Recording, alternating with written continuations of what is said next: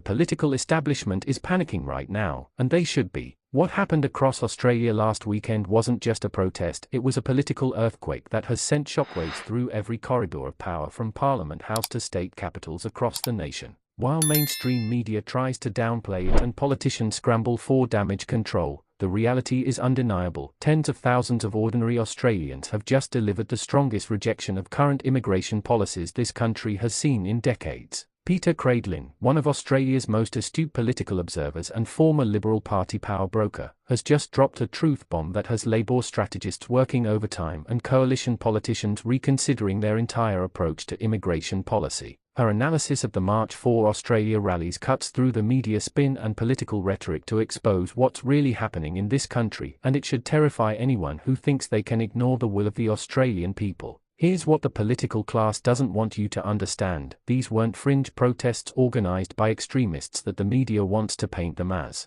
These were massive demonstrations of ordinary Australians, nurses, teachers, tradies, small business owners, pensioners, who have reached their breaking point with mass migration policies that are fundamentally transforming their communities without their consent. And when Peta Credlin says Australians are fed up with political leadership, she's not just making commentary, she's issuing a warning that smart politicians better heed before it's too late. The numbers alone should make every politician in this country break out in cold sweats. Tens of thousands turned out in cities across Australia, with particularly massive crowds in Melbourne and Adelaide that stretched 4 blocks and brought city centres to a standstill. This wasn't a weekend hobby for bored activists, this was a coordinated expression of frustration that represents hundreds of thousands more Australians who couldn't attend but share the same concerns about what's happening to their country. Credlin's assessment goes straight to the heart of what's really driving these protests, and it's not what the mainstream media wants you to believe. She's identifying something much more dangerous for the political establishment: a complete breakdown of trust between ordinary Australians and the leaders who are supposed to represent their interests.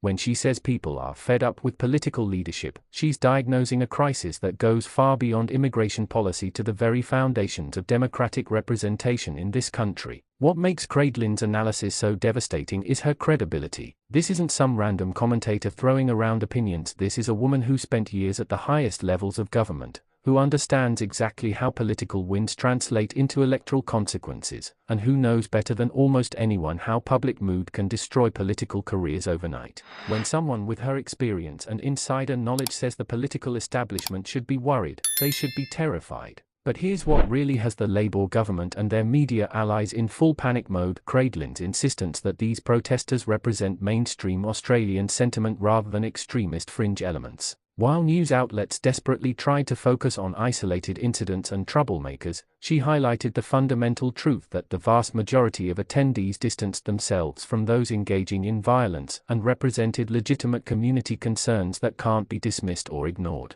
This distinction is absolutely crucial because it demolishes the preferred narrative of politicians who want to write off mass migration concerns as racism or extremism. Credlin is forcing an honest conversation about what happens when governments pursue policies that fundamentally contradict the values and preferences of the people they are supposed to serve. And that conversation is political dynamite that could reshape Australian politics for years to come. The scale of organisation behind these protests reveals something that should absolutely terrify anyone who believes in maintaining the status quo. We're not talking about spontaneous outbursts of anger that will fade away in a few news cycles. These were coordinated, nationwide demonstrations that required months of planning and represented a level of grassroots mobilization that demonstrates just how deep community frustration has become with current immigration policies. What's particularly brilliant about Credlin's analysis is how she connects these immigration protests to broader questions about democratic legitimacy and political responsiveness. She's not just talking about migration numbers, she's identifying a fundamental crisis where ordinary citizens feel systematically ignored by political elites who prioritize international opinion and special interests over the concerns of their own voters.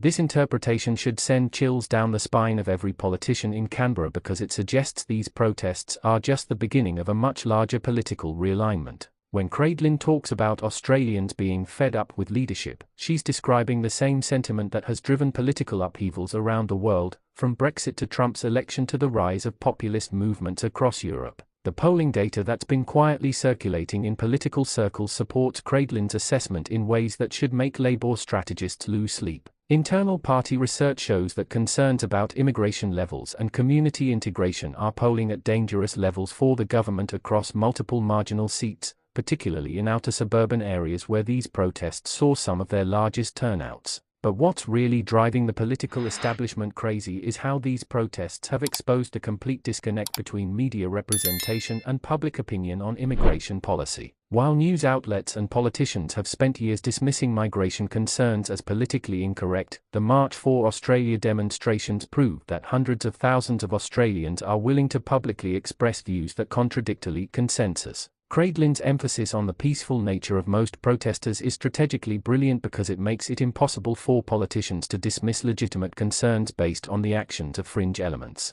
By highlighting that the vast majority of attendees distance themselves from those engaging in violence, she's forcing an honest conversation about immigration policy rather than allowing politicians to hide behind accusations of extremism. The regional variation in protest turnout tells its own story about how immigration policies are affecting different communities across Australia. The massive crowds in Melbourne and Adelaide weren't accidents. These are cities where rapid population growth driven by migration has created visible pressure on housing, infrastructure, and community services that residents experience every day. What makes these protests particularly dangerous for the current government is how they've united different demographic groups around shared concerns about immigration policy. Credlin's analysis recognizes that these demonstrations brought together people from different backgrounds, age groups, and political affiliations who normally don't coordinate political action but who share fundamental concerns about the direction of migration policy. The international context makes these protests even more significant from a political perspective.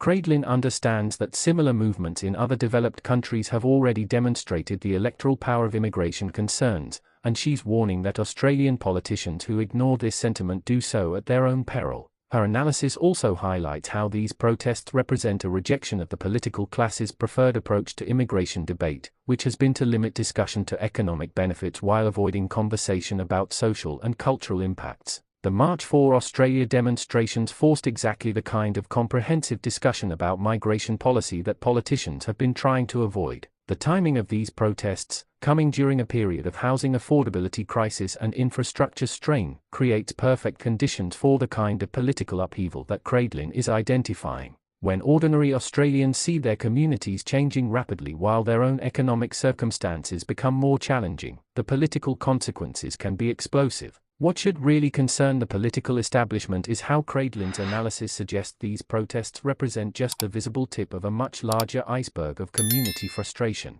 For every person who attended a march, there are likely dozens more who share similar concerns but didn't participate in public demonstrations. This hidden support base represents a political time bomb that could explode during the next federal election. The sophistication of organization behind these nationwide protests also suggests they represent something more than spontaneous community anger. The coordination required to simultaneously mobilize tens of thousands of people across multiple cities indicates a level of grassroots political infrastructure that could be mobilized for electoral purposes if traditional parties continue to ignore community concerns. Credlin's broader point about Australians being fed up with political leadership extends beyond immigration to encompass frustration with what many see as an out-of-touch political class that prioritize international opinion and special interest concerns over the preferences of ordinary voters. This sentiment creates dangerous conditions for political incumbents who have built their careers on managing elite consensus rather than representing popular will. The media's struggle to effectively marginalize these protests, despite clear attempts to focus on troublemakers rather than mainstream participants, demonstrates how difficult it has become for establishment institutions to control political narratives when they contradict obvious public sentiment.